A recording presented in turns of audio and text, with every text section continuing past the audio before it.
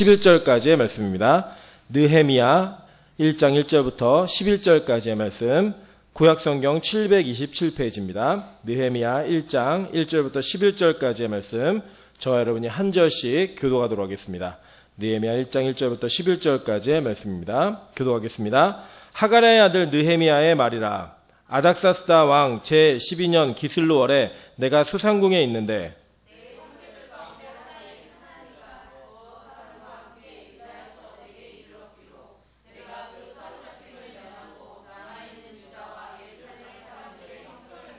그들이 내게 이르되 사로잡힘을 면하고 남아있는 자들이 그 지방 거기에서 큰 환난을 당하고 능욕을 받으며 예루살렘 성은 허물어지고 성문들은 불탔다 하는지라.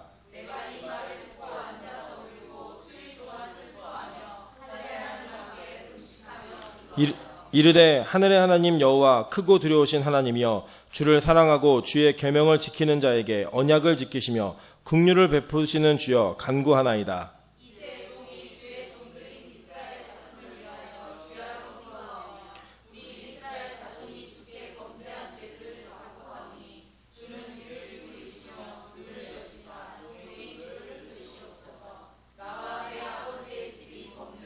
주를 향하여 크게 악을 행하여 주께서 주의 종 모세에게 명령하신 계명과 율례와 규례를 지키지 아니하였나이다.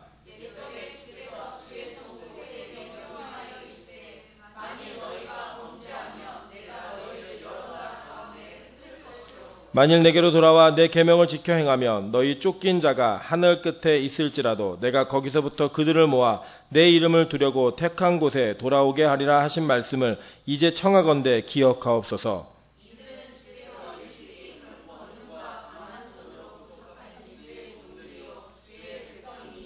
주여 구하오니 합독하겠습니다. 주여 구하오니 귀를 기울이사 종의 기도와 주의 이름을 경외하는 일을 기뻐하는 종들의 기도를 들으시고 오늘 종이 형통하여 이 사람들 앞에서 은혜를 입게 하옵소서 하였나이다.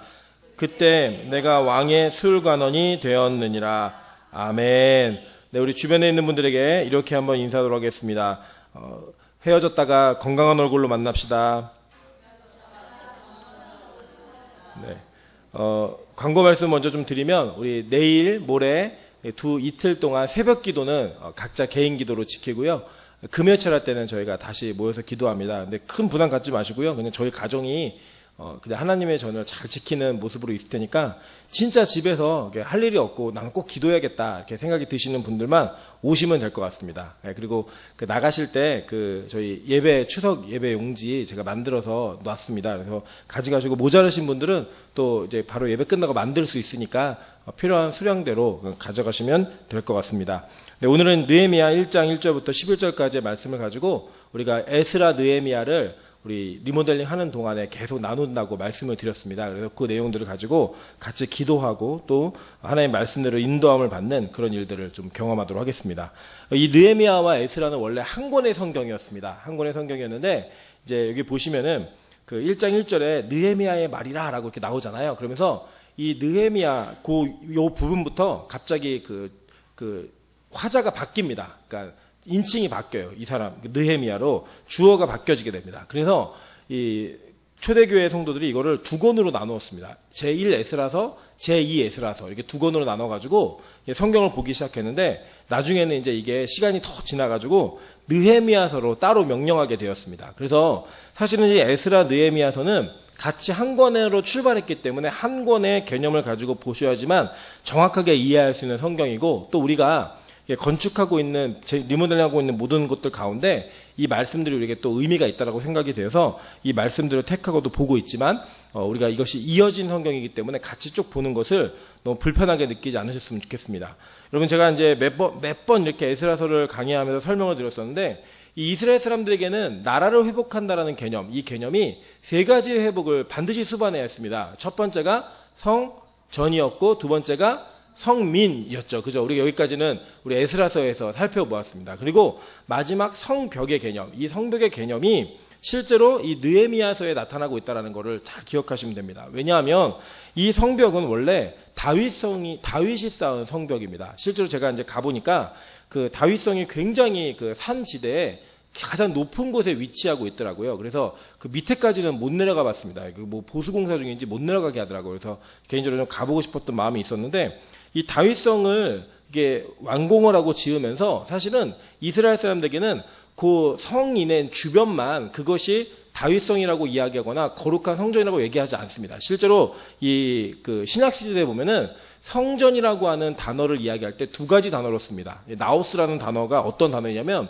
이 전체적으로 성곽, 그러니까 성벽까지를 포함한 것이 성전이라고 이스라엘 사람들 개념 속에 있기 때문에 이 성벽의 건설까지가 어떤 하나하나의 개념을 건축물로 이렇게 조합해갖고 하나로 보는 것이 아니라 진짜 그 자체를 그냥 성전으로 보고 있는 개념이 유대 문화권 안에 자리 잡혀 있습니다. 그래서 이 성벽을 다시 재건한다라고 하는 것은 굉장히 이스라엘 사람들에게 큰 의미가 있었다라는 거예요. 실제로도 그 종교적인 개념을 떠나서도 이 성벽은 굉장히 중요했습니다. 고대에는요, 이 성을 지키는 자와 성을 빼앗으려는 자들의 항상 전쟁이 있었습니다. 그러니까 이 성을 왜 쌓냐면 자기 자신의 삶과 자기 자신을 마지막으로 지키기 위한 최후의 보루입니다. 그래서 여러분 그 보시잖아요. 항상 전쟁이 일어나면 농성전을 한다 이렇게 얘기할 때 불리한 쪽이 얼른 성에 들어가서 성문을 닫고 높은 곳에서 안 열고 그냥 문 닫고 있잖아요, 계속. 그러면서 이제 밖에 있는 군대들하고 상대 군대들하고 막 싸우고 이런 일들이 벌어지는 걸 보시게 됩니다. 그때 자기 자신을 지키는 마지막 최후의 보루가 성이어서 성. 그래서 이 성벽은 실제로 그들의 삶이나 그들의 실제 재산들, 그러니까 사유재산들이 됐던 뭐 공유재산이 됐던 모든 것들을 지키는 데 있어서 가장 최후의 마지노선이라고 보시면 정확히 맞습니다. 그래서 이 성벽이 무너지느냐 무너지지 않느냐는 실제로 그 도시가 지켜질 수 있느냐 지켜질 수 없느냐를 결정하는 아주 중요한 갈림길에 서는 이런 일들이 됐다라고 하는 것입니다. 실제로 이렇게 보시면 우리 3절에 한번 보실까요? 그들이 내게 이르되 사로잡힘을 면하고 남아있는 자들이 그 지방 거기에서 큰 환난을 당하고 능욕을 받으며 예루살렘 성은 허물어지고 성문들은 불탔다 하는지라 라고 얘기해요. 그죠? 그러니까 이제 성이 허물어지고 성문이 불탔기 때문에 실제로 그들이 당한 것이 무엇이었냐? 큰 환난과 능욕을 받은 거예요. 능욕. 사실 이 사건이 무엇인지는 정확히 알 수 없습니다. 역사도 세운 역사도 정확히 기록하고 있지 않기 때문에 이 내용들을 정확히 알 수는 없지만 우리가 추측하고 유추할 수 있는 것은 이런 겁니다. 1차 포로기한이 있었잖아요. 그 1차 포로기한이 있은 지 97년 뒤에 느헤미야가 포로기한을 합니다. 그러니까 에스라가 기한한 뒤에 13년 뒤에 돌아오는 거예요. 이제 학자마다 뭐 12년이다, 14년이다 좀 다르긴 합니다.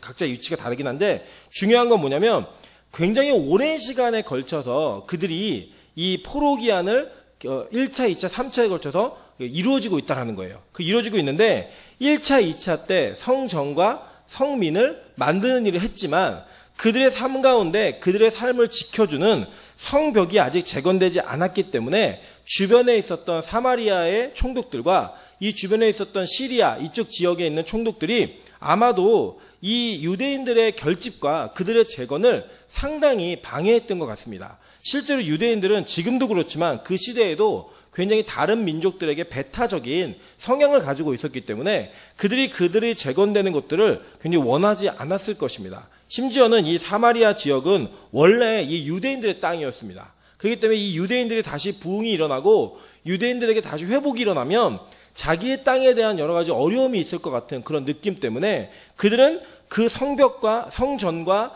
성민이 되는 일과 성벽이 지어지는 일을 방해했습니다. 특별히 제일 극심한 방해라는 게 뭐냐면 바로 성벽을 짓는 일입니다. 왜냐하면 이 성벽 안에 성전이 들어가고 이제 성민들이 살게 되는 그 순간부터는 함부로 건들 수 없는 존재가 되는 것이기 때문입니다. 여러분 이번에도 이제 우리가 우리나라와 일본 사이에 굉장히 큰 경제적인 정치적 갈등이 있잖아요. 그 갈등의 배경들 뭐 여러 가지로 해석을 하지만 다른 게 아니라 우리나라가 이제 일본을 넘어설 수 있는 경제적인 역량이 갖추어지기 시작했습니다. 그러니까 그것들을 두려워하기 시작한 일본 사람들이 자기들의 국력을 넘어서는 한국을 보지 못하겠다 생각이 들어서 이 일을 시작한 겁니다. 사실은 그 내용적인 걸 다 돌아보면. 그래서 우리는 어떤 하나님의 사람이 됐든 뭐가 됐든 간에 우리는 주변에 나라나 어떤 사람이 잘 되는 일을 굉장히 경계하고 두려워하는 그런 우리 안에 악한 일들이 있다라고 하는 거예요. 그 대상에 놓여졌던 백성들이 바로 이스라엘 백성들이었습니다. 근데 이 이스라엘 백성들이 그런 환경 가운데서 온전한 성벽을 짓지 못하고 있을 때 하나님께서는 느헤미야에게 하나님의 일들을 맡겨가신다는 거예요. 여러분 잘 보세요. 1차 포로기한 때는 대장이 누구였어요? 1차 포로기한 때. 예, 스룹바벨. 이 스룹바벨은 다윗의 왕가에 있었던 사람입니다. 예, 그러니까 왕족이었죠. 왕족. 스룹바벨은 왕족이었고 2차 때 대장이 누구였어요? 에스라. 에스라는 율법학자였고 제사장이었죠. 그죠? 제사장이에요. 근데 이 느헤미야는 뭐냐면 느헤미야는 소개할 때 1절에 뭐라고 소개해요? 그냥 하가랴의 아들 느헤미야의 말이라 라고 해서 아버지만 소개를 해요. 이게 보통 성경을 잘 보시면요. 그 가문이 그래도 믿음의 연조가 있고 뿌리가 있는 가정들은요. 증조부터 시작해서 고조까지도 얘기하는 경우가 많고요. 또 심지어는 제사장 계열은 뭐 16대 할아버지까지도 쭉 소개를 하는 이런 족보들이 기록되어 있습니다. 우리 그 에스라 살펴보셨잖아요. 그 에스라의 족보를 얘기할 때 아론의 16대 손이다 이걸 얘기하잖아요. 근데 이 느헤미야는 누구만 소개하느냐? 아버지만 소개하고 있다라는 거예요. 이건 뭐냐면 우리가 유추해 볼 건데 이 느헤미야는 소위 말하는 그 유대인들의 명문가정 출신이 아닙니다. 그런데 이 느헤미야는 제사장도 아니고 또 느헤미야는 왕족도 아닌 거예요. 느헤미야는 직분이 뭘까요? 지금 우리식으로 얘기하면 평신도입니다. 평신도 그냥. 그러니까 하나님께서 왕족과 제사장과 평신도 이 세 사람이 하나님께 붙들림 바 되니까 어떠한 일을 하게 하는지를 보여주시는 거예요. 그 실제로 이 모든 것을 완성해 가실 때 어떤 한 사람의 주도로 한 시대의 모든 걸 다 끝내는 것이 아니라 여러 시대를 걸쳐서 여러 사람들을 세우셔서 그것도 다양한 종류의 사람들을 세우셔갖고 하나님이 하나님의 일들을 이루어 가신다라고 하는 것입니다. 그리고 여러분 교회는 절대로 어떤 한 사람의 목사라든지 한 사람의 직분자라든지 한 사람의 청년이나 성도들을 통해 세워지는 것이 아니라 모두가 연합함으로 말미암아 하나님께서 이루어 가시는 일들이 있다라고 하는 겁니다. 그래서 우리 가운데 소중하지 않은 사람은 한 사람도 없습니다. 여러분 가끔 그런 걸 경험해 보셨을 겁니다. 제가 예전에 저희 컴퓨터가 좀 고장나가지고 컴퓨터를 이렇게 조립을 하는 걸 맡겨갖고 우리 어느 잘하시는 전도사님이 그걸 해주시는데 부품 하나를 빼먹으니까 그게 얼마 되지 않습니다. 4,000원짜리 부품이었는데 이 부품 하나가 없으니까 그때 당시 제가 물론 한 10년 됐네요. 산지 10년 전에 150만 원을 주고 산 본체입니다. 본체만 150만 원 주고 산 컴퓨터에 4,000원짜리 부품이 안 들어가니까 안 돌아가더라고요. 켜지질 않습니다. 전원이 아예 사용 못한다라는 거예요. 그래서 여러분 교회는요 이런 곳입니다. 누가 하나 없으면 괜찮아가 아니라 우리 공동체 하나님께서 맡기신 영혼들이라고 한다면 우리는 어떤 한 사람도 소중히 여기지 않을 사람이 없고 누구 한 사람도 자기의 역할을 안 해도 되는 그런 교회가 아니라고 하는 것입니다. 더군다나 우리 빛과소금교회는 아주 가정적인 교회입니다. 어떤 표현인지 아시죠? 그죠? 예, 누구 하나 빠지면 금방 티가 나요. 좀 이렇게 교회가 막 4,000명, 5,000명 이렇게 모이면 여러분 가끔 빼먹고 집에 일찍 가셔도 모릅니다. 근데 우리 교회는 그게 안 되죠. 그죠? 예, 지각만 해도 다 아는. 뭐 기억이 다 나요. 집에 갈 때 가끔 물어요. 오늘 새벽기도 때 누구 왔어? 그러면 그냥 우리 1, 2, 2, 3분단이잖아요. 그죠? 3분단이니까 그냥 저 머릿속으로 이미지만 떠도 얼굴이 그냥 다 떠오르는 그런 교회. 너무 좋잖아요. 그죠? 그런 교회가 바로 우리 교회라는 거예요. 하나님이 근데 이 교회를 바꾸어 가실 때 제가 이번에 참 감사했던 것은 제가 그렇게 말씀드렸잖아요. 어떤 한 사람이 막 올인하지 않았으면 좋겠다. 어떤 한 사람이 모든 걸 다 하지 않고 우리가 다 십시일반 다 힘을 모아서 이 일들을 이루어갔으면 좋겠다라고 생각을 했습니다. 여러분 가끔 이런 경험 안 해보셨어요? 여기 저희 총액이 얼마 모였습니다라고 얘기했을 때 나는 그만큼 안 했는데 다 그런 느낌이 있으셨죠? 내가 이 정도 생각하니까 내가 이 정도 했으면 그만큼 모일 수가 없는데 그런데 그런 힘이 조금씩 모여서 하나님이 하나님의 일들을 해가신다라는 거예요. 저는 이게 너무 감사합니다. 여러분 그래서 우리가 이 교회가 이루어지는 데 있어서 하나님의 역사가 이루어지는 데 있어서 하나님께서는 모두가 다 동참하여서 그 모두의 손길과 희생과 헌신을 통해 하나님의 일들을 이루어 가시기를 너무나 기뻐하신다는 거예요. 저는 앞으로 빛과소금교회 이런 일이 계속 있었으면 좋겠습니다. 아멘? 예, 진짜 계속 있었으면 좋겠어요. 계속. 예. 그래서 이 일들이 계속 이루어지는 것을 보는 그런 비전이 우리 안에 있었으면 참 좋겠습니다. 우리가 앞으로 그래서 교회에서 어떤 일을 하든 간에 이거는 누가 할 일이야, 뭐 저 사람이 할 일이야, 이거 이제 없습니다. 여러분 그 전까지 무엇을 하셨던 다 머릿속에서 이제 지우십시오. 이제 우리 리모델링이 시작되어지고 조직이 개편되어지고 막 하면 다 일을 나눌 겁니다. 공정하게 나눌 거예요. 그래서 예를 들어 그런 거잖아요. 뭐 건강만 있으면 봉사할 수 있는 거 다 할 수 있습니다. 그래서 청년들도 이제 긴장해야 됩니다. 우리 예를 들면 이번 주일날 우리 권사님이 굉장히 고민을 많이 하시더라고요. 그래서 사실 내가 답이 없어갖고 답장을 못했었는데 오늘 결론이 났습니다. 오늘 어떤 결론이 났냐면 그 하늘문 교회에서 그 되게 큰 음식을 하거든요. 식구들이 그냥 300명 정도 그냥 있으니까 그때 저희 거를 얹어가지고 음식을 해가지고 업어오기로 했습니다. 업어와가지고 그날 메뉴가 아마 불고기, 소불고기에 그 김치에 그리고 샐러드 이렇게 하고 저희가 과일하고 밥, 국 이렇게 해가지고 아마 진수성찬이 벌어질 수 있을 것 같습니다. 예, 근데 이제 이게 리모델링이 딱 끝나고 나면 저희가 조직이 나눠지잖아요. 그리고 우리 청년들까지도 돌아가면서 매주 한 번씩 이렇게 돌아가면서 한 달에 한 번 내지는 2달에 한 번 꼴이 될 거예요. 그 꼴로 우리가 음식을 준비해서 나눌 겁니다.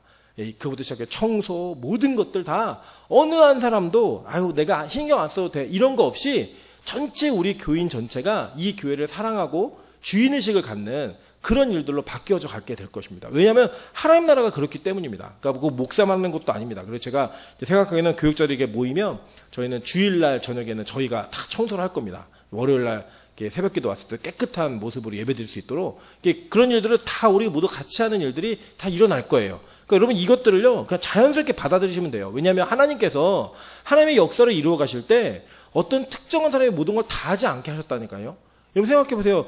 예수님조차도 한 시대를 일하고 그냥 가셨어요. 올라가셨어요. 그걸 누구에게 맡기셨어요?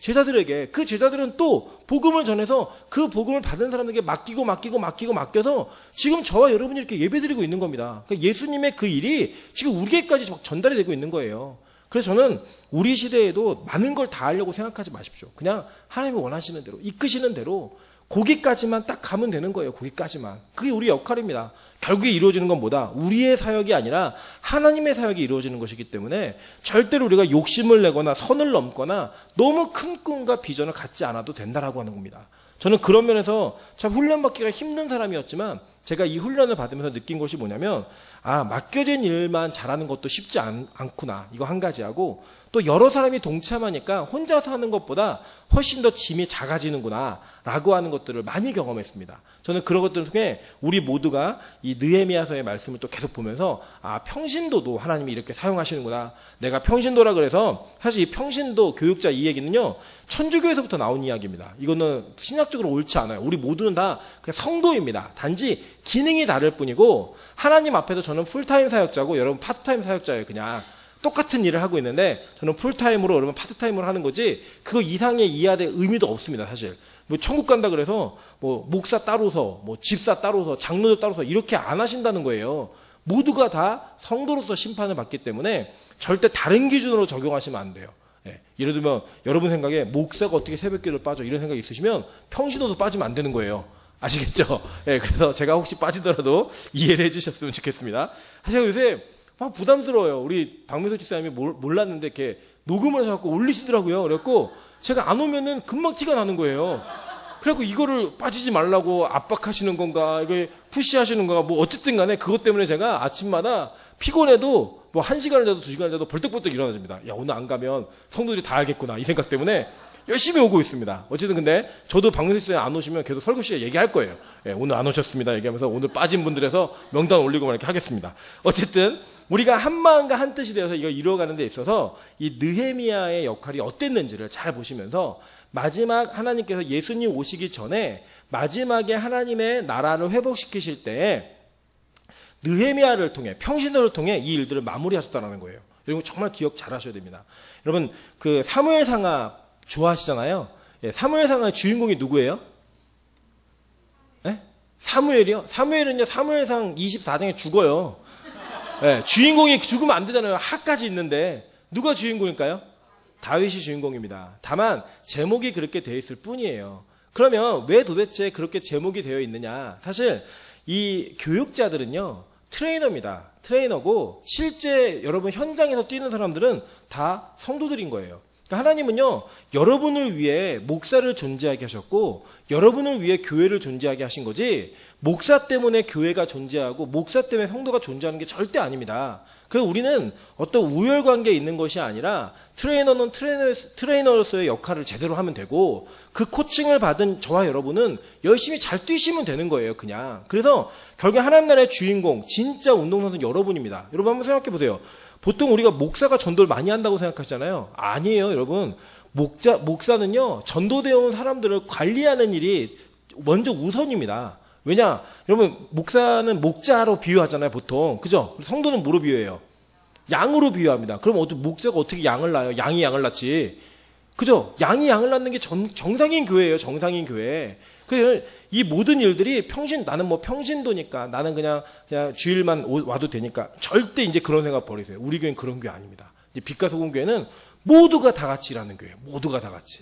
그래서 이 교회가 어떻게 부흥했습니까? 얘기할 때, 모르겠습니다. 하나님이 하셨습니다. 또 그럼 누가 도대체 중심 인물입니까? 모르겠습니다. 전체가 다 같이 했습니다. 이렇게 되는 그런 교회가 돼야 된다라고 하는 것입니다.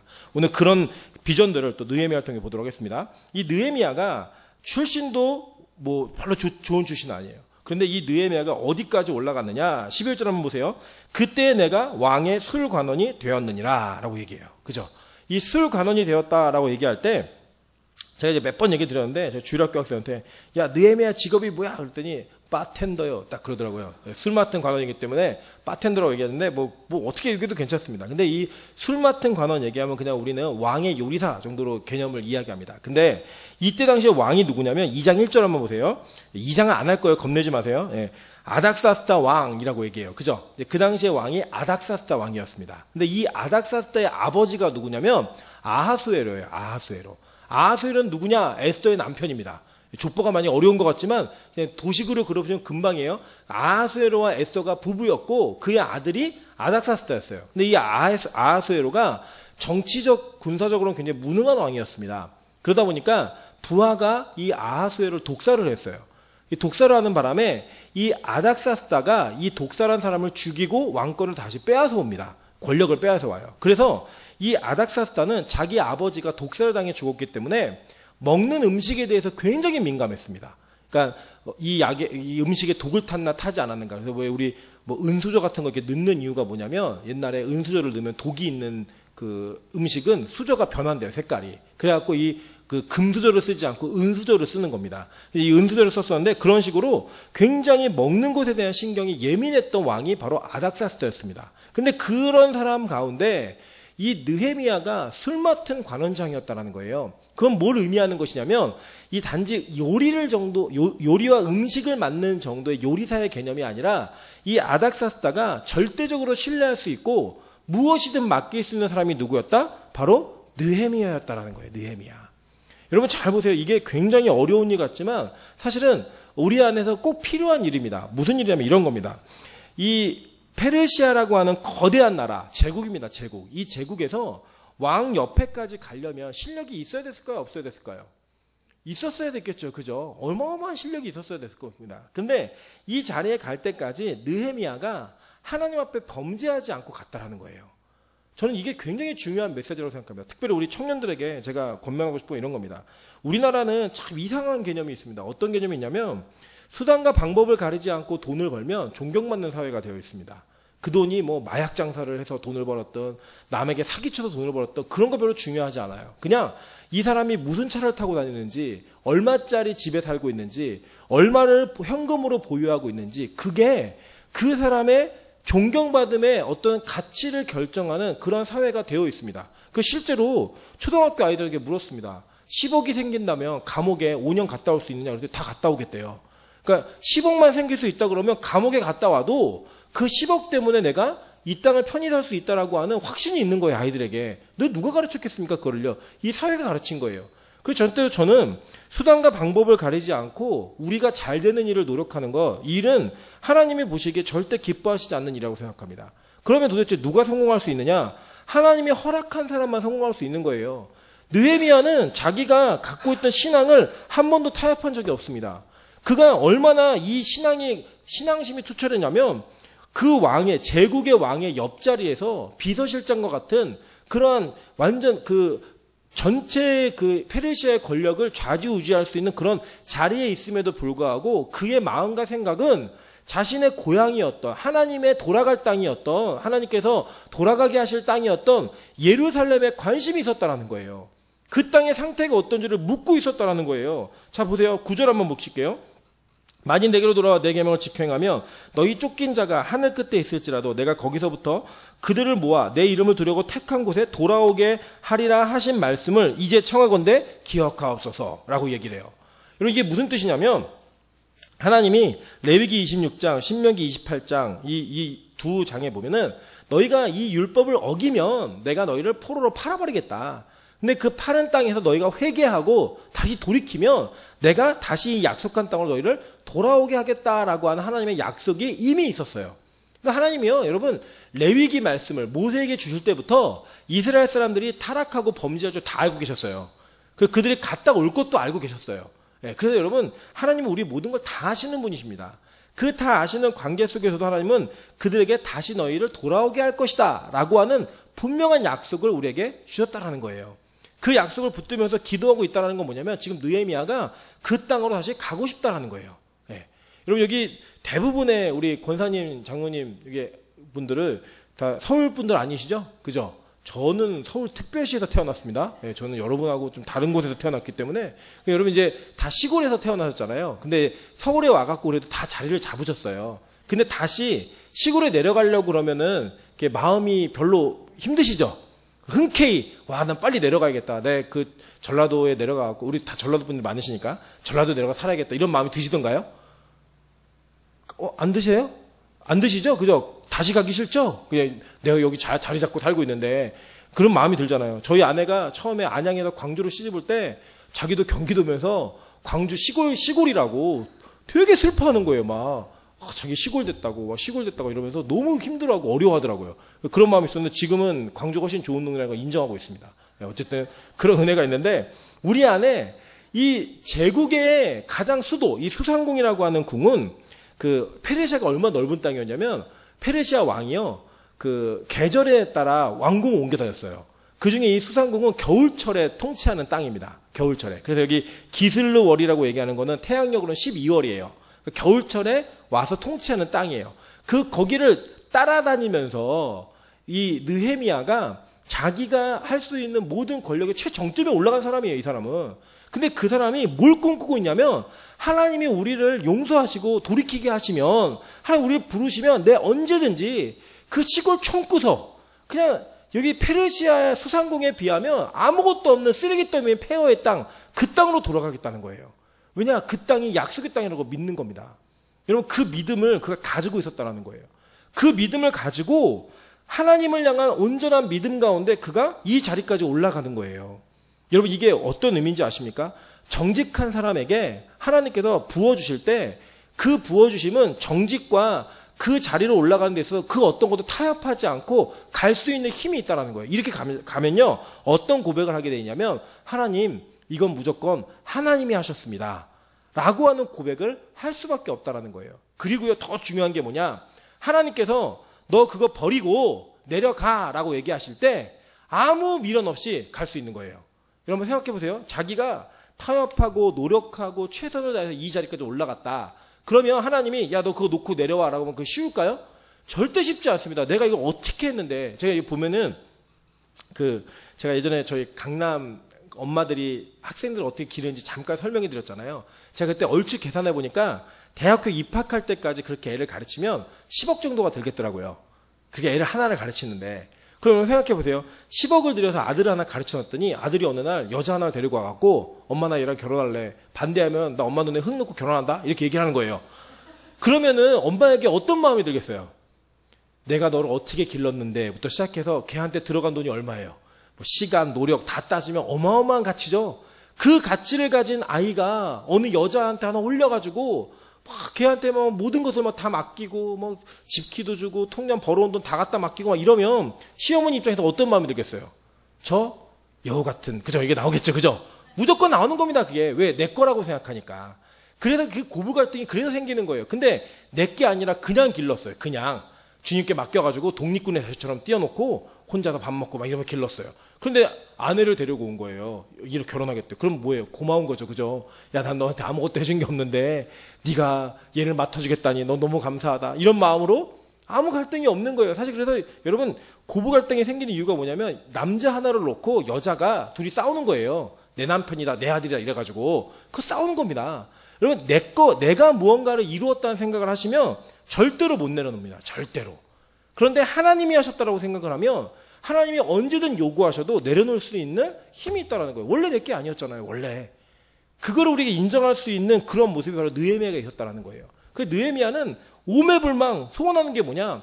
기회만 닿으면 내가 예루살렘으로 돌아가겠다. 예루살렘으로. 여러분, 이것을 우리에게 적용한다면 이런 겁니다. 여러분이 이 땅에 사시면서 이 땅은 사실은 하나님 나라에 서기 위한 하나의 과정이고 시험대일 뿐이지 여기 별 의미 없습니다. 그냥 주님 앞에 서는 게 제일 중요한 거예요. 지금 우리가 이 땅의 풍요와 이 땅의 이 땅의 많은 이런 부들을 생각하고 누리는 것들을 생각하니까 천국이 되게 초라해 보이지만 그 땅이 진짜 어떤 땅인 줄 알면 이 땅에 비교도 할 수 없는 가치가 있는 곳입니다.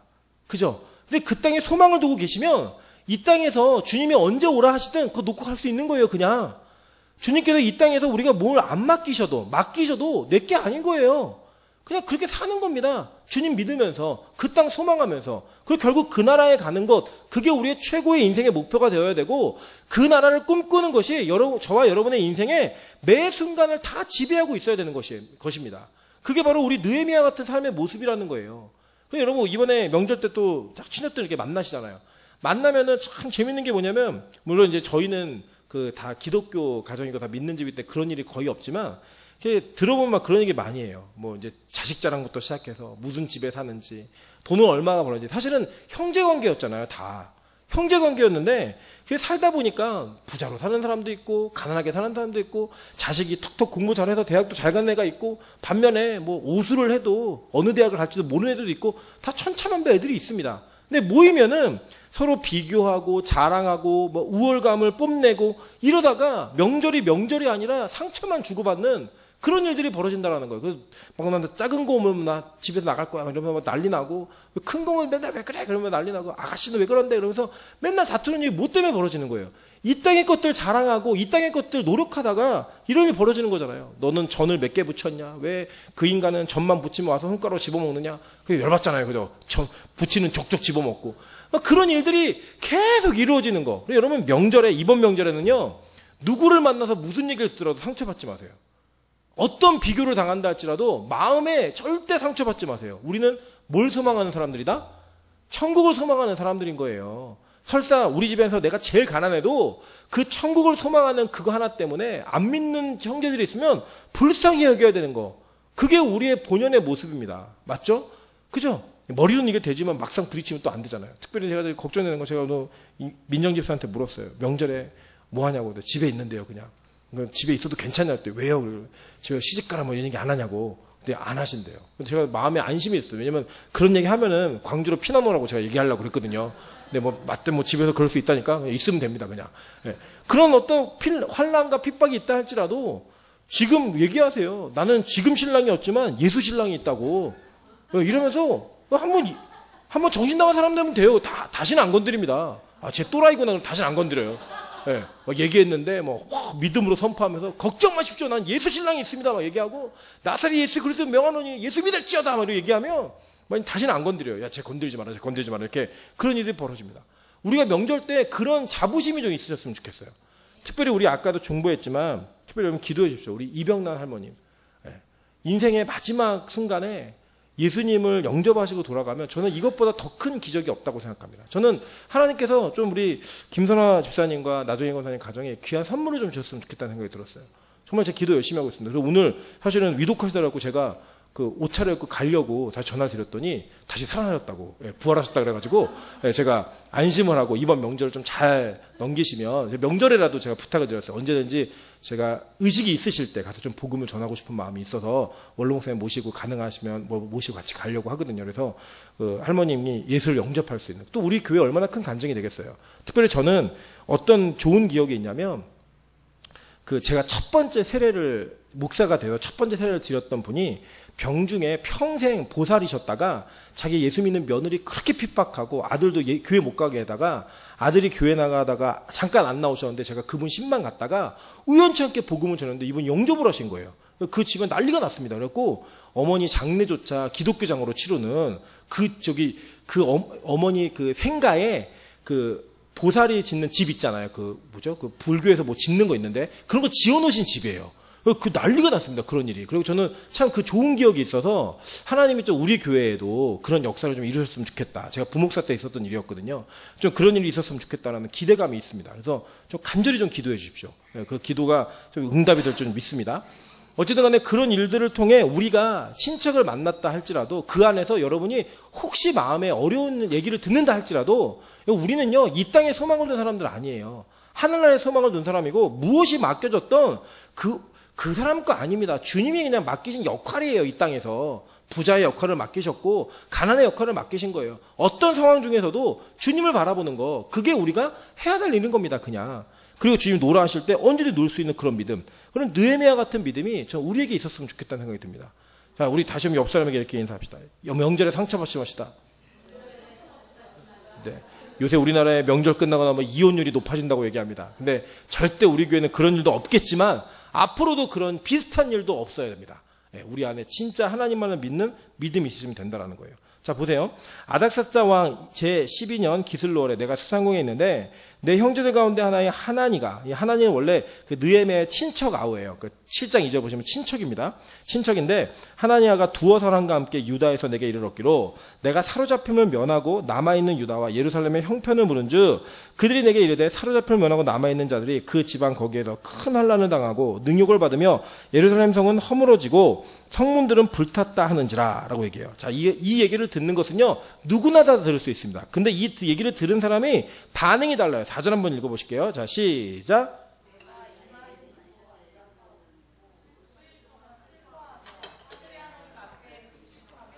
네, 제가 물 먹으려고 읽으시라고 한 거예요. 다시 한번 읽겠습니다. 시작. 내가 이 말을 듣고 앉아서 울고 수일 동안 슬퍼하며 하늘의 하나님 앞에 금식하며 기도하여 라고 얘기해요. 자, 여러분, 안타까운 소식은 누구나 다 들을 수 있습니다. 이거는 사실이기 때문에. 근데 하나님이 사용하시는 사람, 하나님의 마음을 가진 사람은요, 이 안타까운 소식을 듣고 그가 행동하고 반응하는 것이 전혀 다르다라는 거예요. 여러분, 우리 교회가 뭐 어렵고 힘든 일 있죠. 없지 않죠. 근데 있는데 그 이야기를 들을 때마다 여러분이 그 얘기를 들으시면서 갖는 책임감, 그리고 여러분의 반응이 달라지는 것, 그것이 바로 하나님께서 여러분에게 맡긴 사명이고요. 여러분이 하셔야 될 일이라는 거예요. 제가 요새 감사한 거는 지금 저희 새벽 기도가 평일 그냥 새벽 기도 광고도 제대로 안 해, 뭐 한마디도 안 했음에도 불구하고 새벽 기도에 거의 10분 가까이 인원이 지금 나오고 계십니다. 예, 어제도 그랬고 오늘도 그랬고 이게 저는 참 은혜가 되더라고요. 은혜가. 근데 저는 이 기도의 자리를 지키시는 뭐 원래 지키셨었지만 쉬다가 또 지키시는 분들 계시고 지키시지만 너무 감사한 건 뭐냐면 그분들의 마음 가운데 이제 교회를 위해 기도해야겠다는 생각이 드셨다라는 거예요. 저는 그게 너무 감사합니다. 그래서 저는 이 운동이 좀 있었으면 좋겠어요. 매일 교회 와서 기도하기. 그래서 혹시 새벽 기도를 못 오셨다 그러면 퇴근하고 집에 가실 때 잠깐 들러서라도 교회를 위해서 좀 기도해 주십시오. 그래서 이 기도가 좀 넘칠 수 있는, 이 기도가 넘침으로 말미암아 이 교회가 기도 가운데 걸어갈 수 있는 그런 걸음들을 만들어야 된다는 거예요. 왜냐, 우리 교회가 사실 이제 재건하는 입장에 있는 거잖아요. 리모델링을 하면서 우리가 단지 건축만 바꾸는 것이 아니라 우리 마음도 바꿔야 되는 그런 상황에 우리가 놓여졌을 때 우리가 기도의 자리를 지키는 거, 그게 너무나 중요합니다. 여러분이 헌금 작정하신 거 이상으로 중요한 게 뭐냐면 바로 기도하는 자리에 계시는 거예요. 그래서 이제 우리 청년들은 대부분 보면은 아침에 약해요. 새벽에 좀 약하다 보니까 새벽을 잘 못 지킵니다. 그런데 새벽을 못 지켰다 그러면 퇴근할 때 반드시 교회 들려서 10분이라도 그냥 그것도 힘들면 문 열고 아버지 저 왔어요. 그리고 다시 나가요. 일단 문은 따야 돼요. 문은 따고 들어와서 아버지 나 왔어요 얘기하고 강대상 한번 찍고 가든지 뭐 어떻게 하든 간에 여러분이 기도하고 있다라는 거, 내가 기도하며 나아가고 있다라고 하는 그 반응을 반드시 보여주셔야 됩니다. 느헤미야가요, 이 소식을 듣고 한 일이 뭐냐, 이 말을 듣고 앉아서 수일 동안 슬퍼하며 하나님 앞에 금식하면서 기도했대요. 그래서 이 5절부터 11절까지 내용이 그 느헤미야의 기도의 내용입니다. 기도의 내용. 자, 보세요. 2절에 보면, 2장 1절에 보시면 아닥사스다 왕 제20년 니산월에라고 얘기해요. 이 니산월은요, 태양력으로는 3월에서 4월이에요. 그러니까 아까 이 소식을 들은 건 언제죠? 기슬로월이었죠? 태양력 11월에서 12월이에요. 그러면 이 날이 얼마나 지났어요? 4달이 지난 거예요, 4달이. 4달 동안 기도했습니다. 4달 동안 기도하면서 이 왕 앞에 서는 그날까지, 그 서기까지 기도하면서 나아갔다는 거예요. 기도하면서. 그 기도, 그 기도 4달 동안 기도의 내용이 바로 이 5절부터 11절의 내용인 거예요. 요약해서 기록하고 있는 겁니다. 그 내용들을 읽어보시고, 이 생각을 하고 읽어보시면 되는 거예요. 하늘의 하나님 여호와 크고 두려우신 하나님이여 주를 사랑하고 주의 계명을 지키는 자에게 언약을 지키시며 긍휼을 베푸시는 주여 간구하나이다 라고 얘기해요. 자, 여기에는 뭐가 담겨져 있죠? 자기가 주의 계명을 지켰다는 거예요. 그죠? 이게 전제되어 있는 거예요. 하나님, 내가 주님과 약속을 지키고 있습니다. 하나님 언약 지키시는 분이잖아요. 이거 꼭 지켜줘야 돼요. 하나님이 제일 약한 게 뭐냐면 언약이에요. 언약. 하나님, 우리가 다른 거 아닙니다. 우리가 막 분쟁이 생겼을 때 딱 한 가지 종이 한 장이 있으면 돼요. 계약서 하나 있으면 끝나요. 누가 옳고 그른지가 다 판별이 됩니다. 그죠? 그것처럼 하나님께도 우리에게 주신 언약은 종이의 언약서는 아니지만 우리가 하나님이 불변하시는 분이시기 때문에 그 언약은 반드시 지키시는 분이에요. 그 죄의 대가가 사망이기 때문에 그 언약을 지키시기 위해 당신 스스로가 직접 죽으신 거예요. 그냥 용서할 수도 있는데 그렇게 언약을 지키시는 분이시기 때문에 우리가 하나님과의 약속을 지키면서 하나님 약속 지켜주세요 얘기하면 꼼짝 못하시는 분, 그분이 하나님이시라는 거예요. 지금 느헤미야가 그 기도하는 거예요. 하나님, 내가 주의 계명을 지키고 있습니다. 그러니까 주님께서도 나와의 약속을 지키셔서 긍휼을 베풀어 주셔야 됩니다 라고 얘기합니다. 제가 오늘 새벽에도 말씀 같이 나눴는데 여러분 다른 거 없습니다. 그냥 하나님 앞에 긍휼히 여기심을 받는 그 순간 모든 게 다 끝나요. 하나님이 긍휼히 여기셨다. 그러면 그냥 전지전능 하나님께서 우리를 긍휼히 여기시는 그 순간에는 모든 문제가 다 해결되는 겁니다. 그러니까 괜히 인간의 방법을 찾으려고 하지 마시고 하나님 앞에 기도하세요. 하나님 좀 불쌍히 여겨주십시오. 하나님 우리 좀 긍휼히 여겨주십시오. 저희 요새도 새벽 기도하면서 항상 교회를 위해 기도할 때 다른 기도 안 합니다. 그냥 하나님 저를 불쌍히 여겨주시고 우리 교회를 불쌍히 여겨주시고 우리 성도들을 좀 불쌍히 여겨주십시오. 그렇게 기도했을 때 저는 하나님께서 우리 교회에 긍휼을 주신다고 생각합니다. 그 긍휼의 대가가, 긍휼의 상반되는 게 뭐냐면 바로 은총이에요. 은혜. 은혜가 오는 거예요. 불쌍하니까. 그 은혜가 우리에게 오기 시작하면 여러분 감당할 수 없는 일이 우리 교회에 벌어질 거라고 저는 생각합니다. 진짜로요. 제가 며칠 전에 말씀드렸잖아요. 제가 아직 믿음이 없어갖고 우리 배상기 집사님 완치됐다고 선언을 못하고 있는데 우리 배상기 집사님이 새벽 기도를 나오세요. 네, 새벽 기도를. 물론 오셔도 계속 좋으시지만, 네, 새벽 기도 나오시는 것 자체. 여러분 잘 보셔야 돼요. 저는요, 새벽 기도를 빠지면 하나 또 혼나요. 근데 배상기 집사님은 오셔도 조셔도 하나님 기뻐하십니다. 하나님이 그런 은혜 단계에 따라 우리를 다루시는 분이지 어떤 하나의 선을 놓고 우리 평가하시는 분이 아니라는 거예요. 근데 저는 출근 시간 때문에 끝까지 계시지도 못하거든요. 그런데도요, 오세요. 그 오시는 것을 통해 하나님 너무 기뻐하신다고 생각해요. 진짜로. 너무 기뻐하신다고 생각해요. 저 이게 우리 교회 기적이라고 생각합니다. 어느 권사님 그러시더라고요. 배상기 집사님이 수련회 간 것도 기적이고 새벽 기도 오는 거 진짜 기적이라고. 여러분 기적이 벌어지고 있습니다. 요새 우리 박명희 권사님 얼굴 보세요. 기적이 일어난 얼굴입니다.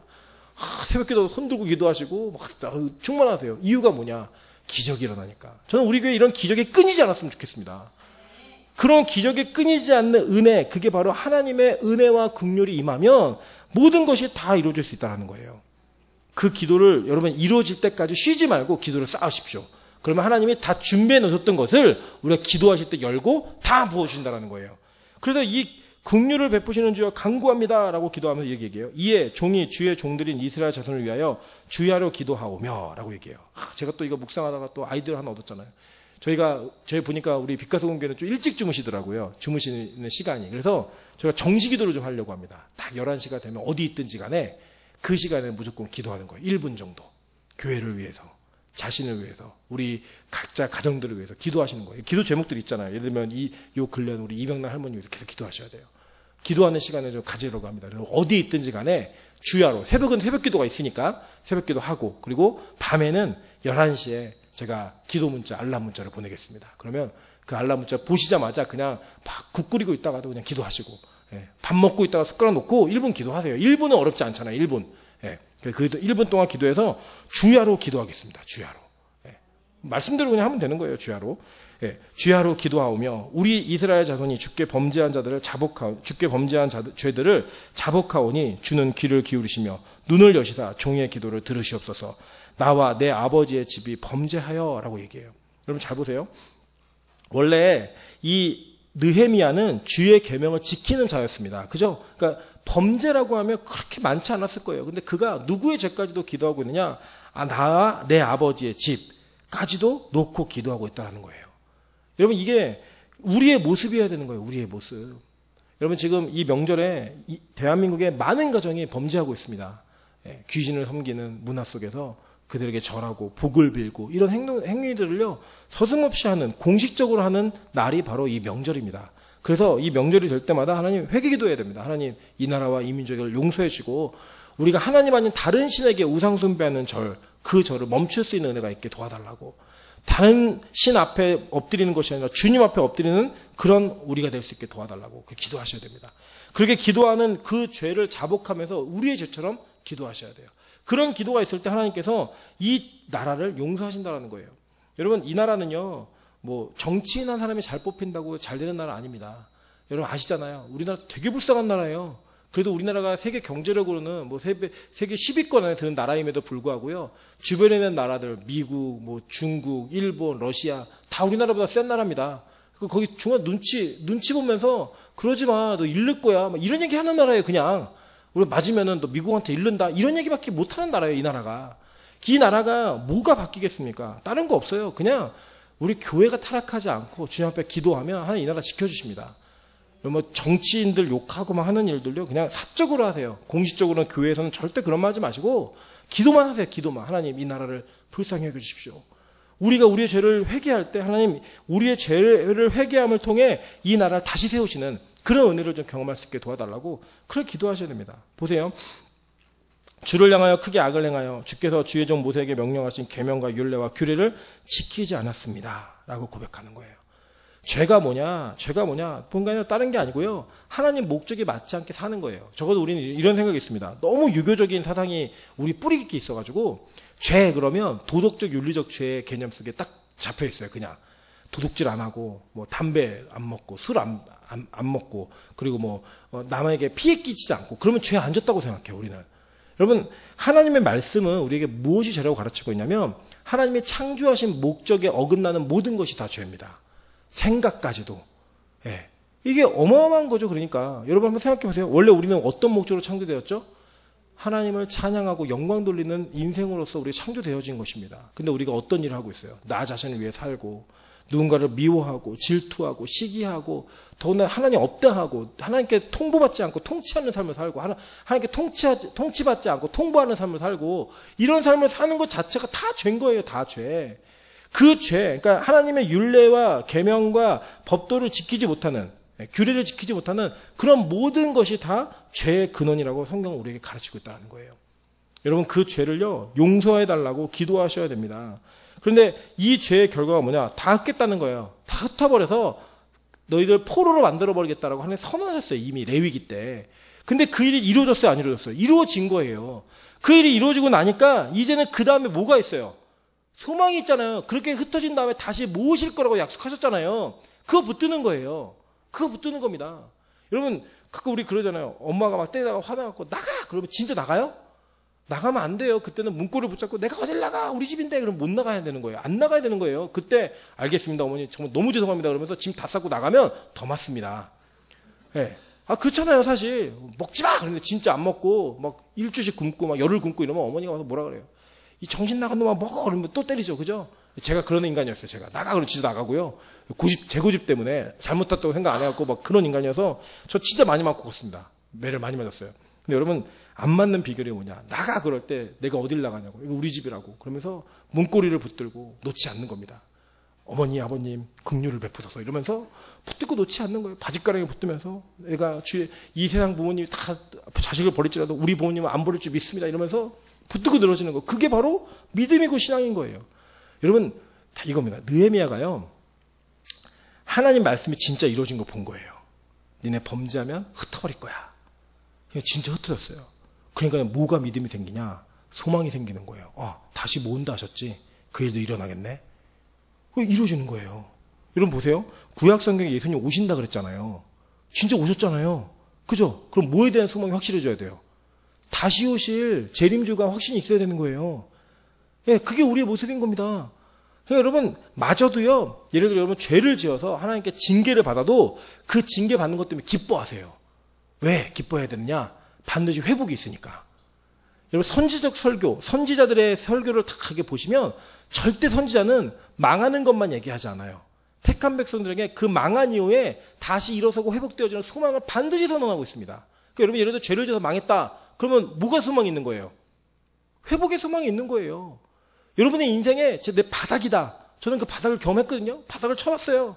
바닥을 치니까요. 이제 어떤 소망이 생기냐면 야 이제 올라갈 일밖에 없겠구나. 하나님 나를 회복시키시겠구나. 이런 소망이 제 안에 이렇게 싹 트더라고요. 하나씩 하나씩. 여러분 저는 우리 그런 은혜가 우리 교회 안에 있었으면 좋겠습니다. 이제 빛가서공교회 진짜 남으실 분들만 남았잖아요. 그죠? 근데 이제 소망이 있는 거예요. 다시 회복하고 다시 부흥을 주시고 하나님이 우리 안에 뜨거움을 주시는. 저는 이게 진짜 감사한 게 뭐냐면 뭐 사람이 는다 이런 개념보다도 우리 다시 기도하잖아요. 다시 모여 예배하고 있잖아요. 그게 우리에게 주신 하나님의 확실한 증거라고 믿습니다. 그 증거들이 이루어져 갈 때 하나님의 약속이 이루어지겠구나 이런 확신을 갖고 기도하는 거예요. 그러니까 이 느헤미야가 이 절망 가운데 기도하는 것 같지만 얼마나 큰 소망이 있었겠어요. 하나님 우리가 맞았습니다. 우리가 진짜 쌍코피 터지고 하나님 철저하게 맞았지만 이제부터 우리가 주를 붙듭니다. 주님 모아주신다고 약속하셨잖아요. 반드시 하셔야 됩니다. 말씀하신 거 지키셔야 됩니다. 라고 하는 그 약속을 붙들고 기도하고 있는 거예요. 그래서 이렇게 기도하는 겁니다. 만일 내게로 돌아와 내 계명을 지켜 행하면 너희 쫓긴 자가 하늘 끝에 있을지라도 내가 거기서부터 그들을 모아 내 이름을 두려고 택한 곳에 돌아오게 하리라 하신 말씀을 이제 청하건대 기억하옵소서. 뒤에 보세요. 이들은 주께서 일찍이 큰 권능과 강한 손으로 구속하신 주의 종들이요 주의 백성이니이다. 주여 구하오니 귀를 기울이사 종의 기도와 주의 이름을 경외하는 길을 기뻐하는 종들의 기도를 들으시고 오늘 종이 형통하여 이 사람들 앞에서 은혜를 잊게 하옵소서 라고 기도했습니다. 얼마 동안요? 4개월 동안. 저는 우리가 이렇게 기도할 때 하나님이 반드시 이런 역사를 이루어주신다고 믿습니다. 여러분 이제 우리가 이 말씀을 붙들면서 기도하기 원합니다. 느헤미야는요 첫째로 그의 인생에 하나님이 가장 높은 곳에 올려놓으셨지만 그게 자기의 목적지가 아니었어요. 하나님이 약속하신 그곳이 목적지였습니다. 그래서 이 땅에 그 어떤 것도 미련이 없었던 거예요.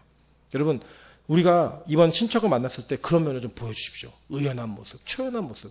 난 세상에 얽매이는 자가 아니야. 이 세상을 초월하며 사는 그리스도인이야. 라고 하는 여유를 보여줄 수 있는 그런 우리 먼저 신앙의 모습이 있으셨으면 너무 좋겠습니다. 그 다음에 우리 마음이 항상 거기 천국에 있었죠. 그죠? 그 다음에 이 사람이 회복에 대한 말씀을 붙들고요. 4개월 동안을 기도했습니다. 주야로. 금식하며. 그 기도했을 때 하나님께서 이 기도를 이루어 주셨어요. 이 사람들 앞에서 은혜를 잊게 하십시오라고 얘기하고 왕의 앞에서 그가 그 예루살렘을 가는 걸 요구했을 때 어마어마한 약속이 터집니다. 나중에 우리가 살펴볼게요. 어마어마한 약속이. 우리가 기도하는 것만큼 하나님 일하실 거라고 믿습니다. 그래서 우리 성전 기도를 꼭 지키십시오. 그래서 새벽에 기도 못하시면 저녁이라도 오셔서 반드시 기도하시고 이 곳에서 하나님께 영광 돌려주는 예배가 있는 교회가 될 수 있게 도와달라고. 그리고 기도함으로 말미암아 우리 가운데 하나님이 주시는 은혜의 시간들 또 기쁨의 순간들을 받아 누릴 수 있는 우리 모두가 되시기를 주님의 이름으로 축원합니다. 같이 한번 통성으로 기도하겠습니다. 기도할 때 하나님 이제 명절을 맞습니다. 우리가 이 명절을 맞아서 우리가 친척들을 만나고 또 많은 사람들을 만날 때 그들에게 내가 예수 믿는 자로서의 자존심, 자존감을 포기하지 않고 그들에게 예수 그리스도를 담대하게 선포할 수 있는 좀 믿음을 좀 허락해 주십시오. 그 믿음으로 말미암아 우리 누구는 천국의 소망을 두고 사는 사람이구나 라고 하는 확신을 주고 그 확신 때문에 그들의 영혼도 변화받을 수 있는 은혜를 허락해달라고 기도하십시오. 한 가지 더 기도하실 때 하나님 우리가 이 느헤미야가 소망의 메시지를 붙들고 4개월 동안 기도했던 내용들 주야로 밤낮 기도했던 내용들 그 기도의 모습이 우리 교회에 있기 원합니다. 그래서 중직자들과 교회를 사랑하는 모든 마음이 있는 자들에게 하나님 이 마음을 주셔서 우리가 기도할 때 하나님 역사가 이루어지는 교회 될 수 있게 도와달라고 우리 주여 한번 크게 외치네 통성으로 같이 한번 기도하겠습니다. 주여 아버지 하나님 정말 간절히 기도하며 주 앞에 나아갑니다. 아버지 천국의 소망을 둔 자들이 이 땅에 있기 원합니다. 하나님 정말 아버지 우리 교회의 모든 성도들이 천국에 대한 소망을 가지고 아버지 정말 이 명절을 맞으면서 아버지 정말 이 나라의 죄악과 이 나라의 어려운 문제들을 놓고 기도하며 나아가는 회개하며 나아가는 그런 백성들 되도록 도와주시고 하나님 주여 인도하여 주시고 축복하여 주시옵소서. 아버지 정말 아버지 주님 우리 안에 아버지 믿지 않는 가족들을 위해서 기도하는 영혼들이 있습니다. 아버지 정말 그들의 영혼들을 주님 아버지 회복시켜 주시고 돌이켜 주셔서 정말 주의 일들을 기대하며 나아갈 수 있게 주여 인도하여 주심으로 말미암아 하나님 우리 모두가 주의 일들을 은혜를 아버지 보라볼 수 있게 주여 도와주시고 우리 각자의 삶 가운데 하나님의 영광이 나타날 수 있도록 주여 인도하여 주시기 원하오니 주여 축복하여 주시옵소서. 아버지 하나님 정말 우리가 기도하기 원합니다. 정말 기도하며 주 앞에 나아갈 때 아버지 우리가 밤낮 기도했던 아버지 이 느헤미야의 기도를 통하여서 아버지 우리가 아버지 성전을 위해서 교회를 위해서 아버지 날마다 밤낮으로 기도하는 기도의 순간이 끊어지지 않게 주여 도와주시고 아버지 기도함으로 말미암아 주의 영광이 아버지 정말 이 교회 가운데 가득할 수 있도록 풍성할 수 있도록 은혜를 베풀어 주시옵소서. 아버지 정말 우리 연약함을 아시는 주님, 그러나 아버지 이 연약함 속에 회복과 소망을 약속하신 그 약속을 믿으며 기도하오니 하나님 우리가 아버지 기도하는 모든 순간순간마다 하나님 정말 주의 영광을 나타내어 주시고 아버지 정말 주의 영광을 드러내어 주시고 아버지 주의 영광을 선포케 하셔서 하나님 우리의 기도를 통해 주께서 이끄시는 귀한 이고 복된 일들이 온전히 이루어지는 일들 볼 수 있도록 주의 인도하여 주시기 원하오니 아버지는 축복하시고 은혜 베풀어 주시옵소서. 아버지 역사하시는 은혜를 맛볼 수 있도록 은혜를 더하여 주시옵소서. 아버지 영광을 나타내어 주시고 인도하여 주시옵소서. 아버지 역사 하나님 느헤미야와 같이 주님 앞에 나아가는 백성 될 수 있도록 도와주시길 간절히 소망합니다. 이 땅에 주어진 모든 것들이 주로부터 온 것임을 인정하며 이 땅에 연연하는 삶이 아니라 천국의 소망을 두고 그 땅에 연연한 삶을 살 수 있도록 인도하여 주시기 원하오니 주여 은혜를 더하여 주시옵소서. 하나님 이 명절에 이 나라 유인족이 너무나 많은 범죄를 저지르고 죄악 가운데 있음을 주님 우리의 죄로 여기며 회개하며 나아가길 간절히 소망합니다. 하나님 우리가 가족들과 또 우리의 친척들의 죄악의 문제를 회개하며 나아갈 때 하나님 우상 숭배하는 전통과 문화가 이 가정 가운데 이 나라 가운데 끊어질 수 있도록 은혜를 더하여 주시옵소서. 하나님 우리가 기도하기 원합니다. 느헤미야가 이 말씀을 붙들고 4개월 동안 쉬지 않고 기도했던 것처럼 하나님 우리가 주님께서 주시고 허락하시는 모든 순간 동안에 쉬지 않고 기도할 수 있는 은혜를 허락하여 주셔서 이 교회가 기도 없이 한 발자국도 움직이지 않는 그런 멋진 교회 될 수 있도록 하나님 기뻐하시고 찾는 교회 될 수 있도록 은혜를 베풀어 주시옵소서. 함께 하실 것을 믿고 간구하며 예수님의 이름으로 기도합니다. 아멘. 네, 짧게 광고 말씀 드리겠습니다. 네, 우리 아까 말씀드렸듯이 우리 기도해 주시고요. 우리 오늘도 윤경아 집사님, 예, 제가 통화했는데 이제 많이 좀 통증이 좀 많이 있으시대요. 통증이 좀 많이 있으신데 그 통증 때문에 이제 지금 이렇게 어디 움직이는 거는 차 타고 움직이면 괜찮은데 이렇게 치이거나 이러면 너무 아파갖고 많이 좀 힘드시다고 얘기하시더라고요. 그래서 이게 앞으로 지금 항암 들어가셨습니다. 다행히 이제 방사선으로는 안 하시고 그 주사 치료만 하셔가지고 좀 길게 잡고 이렇게 무리 없이 좀 하겠다라고 병원에서 전략을 좀 세워가지고 그 기간 동안에 휴직하면서 이제 신앙도 좀 회복하시고 이제 그럴 생각이 있으신 것 같아요. 그래서 아마 다음 주나 해가지고 저희 교회에 한번 방문하시겠다고 얘기하셨으니까 또 저희 오시면 또 어색하지 않도록 계속 기도의 관계가 좀 많이 이어졌으면 좋겠습니다. 그리고 우리 특별히 이제 명절 지내면서 우리 소외되신 것 같은 분들이나 이런 분들한테도 전화 연락도 좀 주시고 찾아가시고 좀 그랬으면 좋겠습니다. 제가 오늘도 오는 길에 지난번에 말씀드렸던 탈북하신 우리 고영실 성도님과 통화하면서 왔는데 너무 좋아하시더라고요. 기뻐하시고 제가 처음으로 그런 좋은 얘기 들었습니다. 어떤 얘기 들었냐면 자기가 와갖고 여기서 목사님들 많이 만나 뵀는데 저희 부부랑 같이 식사하셨거든요. 목사님네가 제일 마음에 든다고. 그래서 교회 라디오 여기 올지 안 올지 모르시겠지만 제일 마음에 든다 그래서 너무 감사하다고 그렇게 얘기했습니다. 그래서 딸하고 좀 같이 오고 싶어 하시는 마음이 있으신 것 같아요. 그래서 저 기도하면서 또 하나님 뜻이 어디 있는지 이렇게 구하면 우리가 준비만 되면 하나님이 더 많은 영혼도 맡기실 거라고 믿습니다. 그래서 교회를 위해 기도하시는 일 절대 포기하지 마시고 또 명절 보내실 때 영성 갖고 노는 법도 배우셔야 됩니다. 영성 갖고 노는 게 뭐냐면 어느 무리와 이렇게 섞여서 놀더라도 내가 하나님을 향한 마음과 주님을 향한 생각을 절대로 포기하지 않는 또 그 안에서 내가 그리스도에서 어떤 일들을 행해야 되는가를 정확히 알고 또 그 안에서 영향력을 발휘할 수 있는 그런 영성을 잃지 않고 노는 멋진 그리스도인들 되셨으면 좋겠습니다. 아시겠죠? 네. 특별한 광고 없으시면 우리 한번 이렇게 인사하겠습니다. 명절에 너무 살찌지 맙시다. 네.